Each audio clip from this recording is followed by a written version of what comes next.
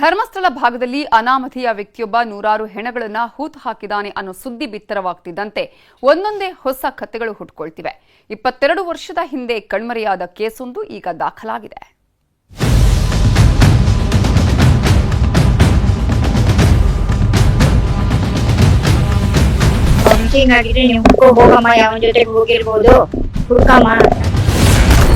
ಧರ್ಮಸ್ಥಳದ ನೂರಾರು ಶವ ಪ್ರಕರಣಕ್ಕೆ ಟ್ವಿಸ್ಟ್.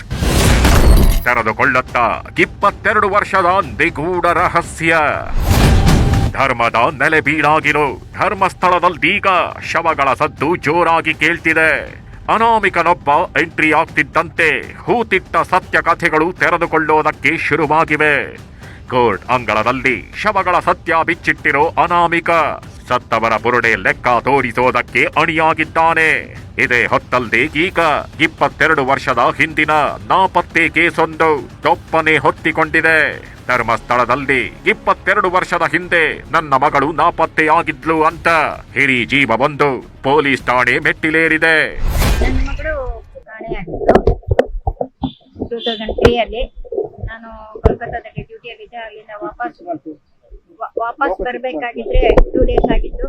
ಬೆಳ್ತಂಗಡಿ ಸ್ಟೇಷನ್ಗೆ ಹೋಗಿ ಕೇಳಿದವಾಗ ಹಂಗೇನು ಮಿಸ್ಸಿಂಗ್ ಆಗಿದ್ರೆ ನೀವು ಹುಡ್ಕೋ ಹೋಗಮ್ಮ, ಯಾವನ್ ಜೊತೆಗೆ ಹೋಗಿರ್ಬೋದು, ಹುಡ್ಕಮ್ಮ, ನಮ್ಗೇನ್ ಅದೇ ಕೆಲ್ಸನಾ ಅಂತ ಹೇಳಿ ಮಗಳ ಹುಡುಕಲು ಬಂದವರ ಮೇಲೆ ನಡೆದಿತ್ತಂತೆ ದಾಳಿ.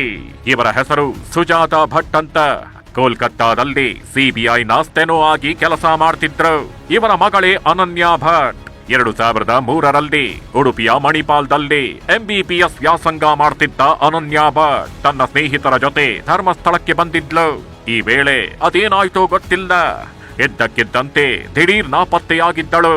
ಹೆತ್ತವಳಿಗೆ ಈ ವಿಷಯ ಗೊತ್ತಾಗಿ ಧರ್ಮಸ್ಥಳಕ್ಕೆ ಬರೋದ್ರೊಳಗೆ 3 ದಿನವೇ ಆಗೋಗಿತ್ತು. ಮಗಳ ಬಗ್ಗೆ ವಿಚಾರಿಸಿದ್ರೆ ಯಾರೊಬ್ಬರಿಗೂ ಗೊತ್ತಿರಲಿಲ್ಲ. ಜೊತೆಗಿದ್ದ ಸ್ನೇಹಿತರ ಬಳಿಯೂ ಯಾವುದೇ ಉತ್ತರ ಆಗಿರಲಿಲ್ಲ. ಕೊನೆಗೆ ಧರ್ಮಸ್ಥಳದ ಪೊಲೀಸ್ ಠಾಣೆಗೆ ದೂರು ಕೊಡೋದಕ್ಕೆ ಹೋದಾಗ ಉಡಾಫೆಯ ಉತ್ತರ ಕೊಟ್ಟು ಕಳಿಸಿದ್ರಂತೆ. ಹೀಗಾಗಿ ಧರ್ಮಸ್ಥಳದಲ್ಲದೆ ಅಲೆದಾಡ್ತಿದ್ದವರನ್ನ ನೋಡಿದ ಕೆಲವು ಅನಾಮಿಕರು ನಿಮ್ಮ ಮಗಳನ್ನ ತೋರಿಸ್ತೀವಿ ಅಂತ ಕರ್ಕೊಂಡು ಹೋಗಿದ್ರಂತೆ. ನಂತರ ಇಡೀ ದಿನ ಕತ್ತಲ ಕೋಣೆಯಲ್ಲಿ ಕೂಡ್ ಹಾಕಿ ಕೊಡಬಾರದ ಚಿತ್ರಹಿಂಸೆ ಕೊಟ್ಟಿದ್ರಂತೆ. 4 ಜನ ಬಂದ್ಕೊಂಡು ನನ್ನನ್ನ ಹೇಳ್ಕೊಂಡು, ನಾನ್ ನೋಡಿದೀವಿ, ಬನ್ನಿ ಇಲ್ಲಿ ಕರ್ಕೊಂಡು ಹೋಗ್ತೀನಿ ಅಂತ ಹೇಳಿ ಕರ್ಕೊಂಡು ಹೋಗಿ 4 ಜನ ಕರ್ಕೊಂಡು ಹೋಗಿ ರೂಮ್ ಒಳಗಡೆ ಕೂಡ ಹಾಕ್ಬಿಟ್ಟು ಅಲ್ಲಿಂದ ನಾನು ಬೆಳಿಗ್ಗೆ 5-5:30 ಅಷ್ಟೊತ್ತಿಗೆ ಹೊರಗಡೆ ಬಿಟ್ರು. ಕರ್ಕೊಂಡು ಬಂದು ಪ್ಲೇಸಲ್ಲಿ ಬಿಟ್ಟು ತಲೆಗೊಂದು ಹೊಡೆದಿದ್ದಾರೆ. ಇಲ್ಲಿ ಮಾರ್ಕ್ ಇದೆ. ಮೋಕ್ಷಕ್ಕಾಗಿ ಮಗಳ ಅಸ್ಥಿ ಕೊಡಿ, ಹೆತ್ತಬಳ ಕಣ್ಣೀರು. ಈ ತಾಯಿಗಿರೋದು ಒಂದೇ ಆಸೆ, ಮಗಳು ಏನಾದ್ಲೋ ಗೊತ್ತಿಲ್ಲ, ಬದುಕಿದ್ದಾಳೆ ಅನ್ನೋ ನಂಬಿಕೆಯೂ ಇಲ್ಲ. ಹೀಗಾಗಿ ನನ್ನ ಮಗಳ ಅಸ್ಥಿಯನ್ನ ಹುಡುಕಿಕೊಡಿ, ಬ್ರಾಹ್ಮಣ ಸಂಪ್ರದಾಯ ರೀತಿ ಅವಳಿಗೆ ಮೋಕ್ಷ ಕೊಡಿಸ್ತೀವಿ ಅಂತ ಕಣ್ಣೀರಿಡ್ತಿದ್ದಾರೆ. ಜೊತೆಗೆ SP ಅರುಣ್ ಕುಮಾರ್ ಅನ್ನು ಭೇಟಿಯಾಗಿ ದೂರು ಸಹ ದಾಖಲಿಸಿದ್ದಾರೆ. ಟೆಸ್ಟ್ ಮಾಡಿ ಏನಾದ್ರು ನನ್ನ ಮಗಳ ಅಸ್ಥಿ ಸಿಕ್ಕಿದ್ರೆ ಅವಳನ್ನ ಸನಾತನ ಹಿಂದೂ ಬ್ರಾಹ್ಮಣ ಪ್ರಕಾರ ಸಂಪ್ರದಾಯದ ಪ್ರಕಾರ ಅವಳನ್ನ ಒಂದು ಆತ್ಮಕ್ಕೆ ಮೋಕ್ಷ ಸಿಗ್ಬೇಕು ಅಂತ ಹೇಳಿ ನಾನು ಜೊತೆಗೆ ಅಷ್ಟೇ ಅದೇ ಮಾತೆ ಆಡಿರೋದು. ಅವ್ರ ಮಗಳು ಅಸ್ಥಿ ಇವ್ರ DNA ಜೊತೆ ಮ್ಯಾಚ್ ಆಗಿ ಸಿಕ್ಕಿದ್ರೆ ಅಷ್ಟಕ್ಕೆ ಅವರು ಅದೊಂದು ಅವರು ಶ್ರಾದ್ದ ಎಲ್ಲ ಮಾಡ್ಬಿಟ್ಟು, ಒಂದು ವಯಸ್ಸಾಗಿದೆ ಇವ್ರು ಯಾರಿಲ್ಲ, ಅದಕ್ಕೆ ಅವ್ರು ಶ್ರಾದ್ದ ಎಲ್ಲ ಮಾಡ್ಬಿಟ್ಟು ನಾನು ಜೀವ ಬಿಡ್ತೀನಿ ಅನ್ನೋ ರೀತಿ ಇದ್ದಾರೆ. ಅದಕ್ಕೋಸ್ಕರ ನಾವು SP ಸಾಹೇಬ್ರು ಮೀಟ್ ಮಾಡಕ್ ಬಂದ್ವಿ. SP ತುಂಬಾ ಪಾಸಿಟಿವ್ ರೆಸ್ಪಾನ್ಸ್ ಮಾಡಿದ್ದಾರೆ. ಧರ್ಮಸ್ಥಳ ಶವರಹಸ್ಯ, SIT ರಚನೆಗೆ CM ಅಭಯ. ಧರ್ಮಸ್ಥಳದ ಶವರಹಸ್ಯ ದಿನಕ್ಕೊಂದರಂತೆ ತೆರೆದುಕೊಳ್ತಿದೆ. ಒಬ್ಬೊಬ್ಬರಾಗಿಯೇ ಕಣ್ಣೀರ ಕತೆ ಹೇಳ್ಕೊಂಡು ಮುಂದೆ ಬರ್ತಿದ್ದಾರೆ. ಹೀಗಾಗಿ CM ಸಿದ್ದರಾಮಯ್ಯರನ್ನ ಭೇಟಿ ಮಾಡಿದ ವಕೀಲರ ನಿಯೋಗ ಪ್ರಕರಣದ ತನಿಖೆಗೆ SIT ರಚಿಸುವಂತೆ ಮನವಿ ಮಾಡಿದೆ.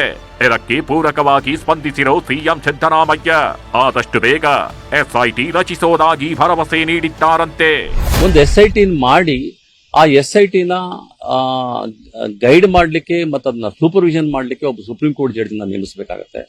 ಅದ್ರ ಜೊತೆಗೆ ಒಬ್ಬ ಪ್ರಾಸಿಕ್ಯೂಟರ್, ಒಬ್ಬ ಈ ಕ್ರಿಮಿನಲ್ ನಾಲೆಡ್ಜ್ ಇರುವಂತ ಒಬ್ಬ ಪ್ರಾಸಿಕ್ಯೂಟರ್ನ ಅಸಿಸ್ಟ್ ಮಾಡೋ ತರ ಮಾಡಬೇಕಾಗತ್ತೆ.